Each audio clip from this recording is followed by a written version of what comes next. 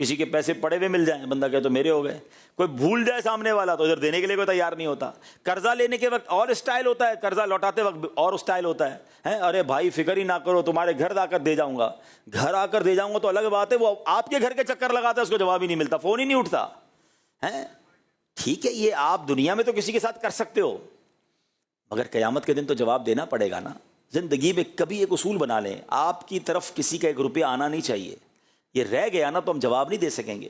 سیدی اعلیٰ حضرت امام اہل سنت فرماتے ہیں، جو کسی کے 3 پیسے جان بوجھ کر دبا لے، اسے قیامت کے دن 700 مقبول باجماعت نمازیں دینی پڑ جائیں گی. 3 پیسے کے بدلے جو 1000 روپے، 2000 روپے، 10,000 روپے، 1 لاکھ روپے پر دبا کے بیٹھا ہوا ہے، زمین پر قبضہ کر کے بیٹھا ہوا، اس کا بنے گا کیا؟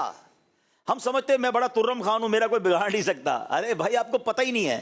دیکھیں، میں آپ کو جو بات کہنے جا رہا ہوں نا، وہ بہت بڑی میری زندگی کا نچوڑ ہے، اور میں نے یہ باتیں بڑے بڑے لوگوں سے بھی سنی ہیں جو مجھ سے بھی بڑی عمر کے ہیں. شاید آپ کو ابھی نہ سمجھ آئے، لیکن جو 50 سے اوپر کے وہ میری بات کی تائید کریں گے.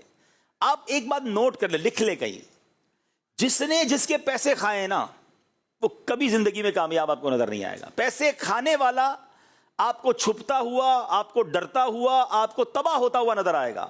اور جس کے کسی نے پیسے کھائے نا، اللہ نے اس کو اس سے زیادہ پھر لوٹا دیے ہیں. یہ اصول ہے.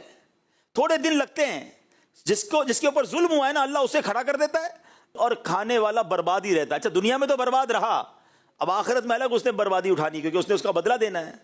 تو کبھی زندگی میں بندہ کسی کے پیسے، کسی کا حق لے کر کامیاب ہو ہی نہیں سکتے. تھوڑے دنوں کی چاندی ہوتی ہے، اس کے بعد ہم نے اس کا ڈاؤن فال ہی دیکھا ہے، اس کا تباہ و بربادی ہوتے دیکھا ہے.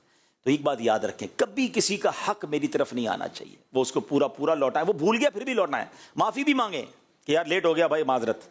اور پھر کیا فرمایا؟ وعدے پورے کریں. ہمارے یہاں تو بھائی تکیہ کلام ہو گیا، تو اسی فکر ہی نہیں کرو، بس کل کر دیتا ہوں، پرسوں کر دیتا ہوں، بس آپ آ جاؤ جمعے والے دن. اچھا یہ بولتے وقت بھی پکا ارادہ ہوتا ہے کہ ہونا نہیں، ڈولی ہی دینی. پتہ ہے عجیب نام رکھے ہوئے ہم نے. وہ ایک محاورہ مشہور کر دیا، وہ وعدہ ہی کیا جو وفا ہو جائے. معاذ اللہ. ارے وعدہ ہوتا ہی وفا کرنے کے لیے. بس میں کل پہنچ رہا ہوں، فکر ہی نہیں کرو، تمہارے گھر آ رہا ہوں. ارے بس پرسوں ہو گیا کام. نہیں، اب تو کچھ لوگ ایسے ہیں جو جتنی قسمیں کھا لیں یقین بھی نہیں آتا ہے. میرا بھی ایک جملہ مشہور ہو گیا، لوگ کہتے ہیں نا تسی فکر نہ کرو. میں نے کہا جو کہتا تسی فکر نہ کرو اس کی زیادہ فکر کرو. وہ ہر بات میں یہ کہتا آپ فکر ہی نہ کریں، ہو گیا کام. ارے آپ ٹینشن ہی نہ لیں. جو یہ کہتا ہے ٹینشن نہ لو، اس کی زیادہ ٹینشن لینی پڑتی ہے، کیونکہ یہ اس کا تکیہ کلام ہے.